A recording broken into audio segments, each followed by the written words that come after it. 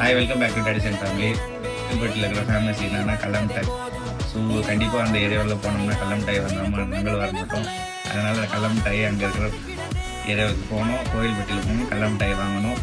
என்னென்ன கடல மிட்டாய் வாங்கியிருக்கேன்னு சொல்லிட்டு பார்க்கணும். ஃபஸ்ட்டு பார்த்தீங்கன்னா இஞ்சி மரப்பா வாங்கணும். இஞ்சி மரப்பா இது என்ன இஞ்சி மரப்பான்னா தூதுவளை இஞ்சி மரப்பா மிட்டாய். தொண்டை கொஞ்சம் கரகரன்னு இருக்குது, அந்த இஞ்சி மிட்டாய் இருக்கணும். ஆனால் என்ன சாப்பிடல. அதுக்கப்புறம் வந்து செரி பழம் இதுவும் கோவில்பட்டியில் தான் வாங்கணும். இதெல்லாம் வந்துட்டு கடல மிட்டாய் ஃபேக்ட்ரியிலே இருந்துச்சு, அதனால் அங்கே அப்படியே இருந்துச்சு. அதுக்கப்புறம் பார்த்தீங்கன்னா கடல உருண்டை பாக்கெட்.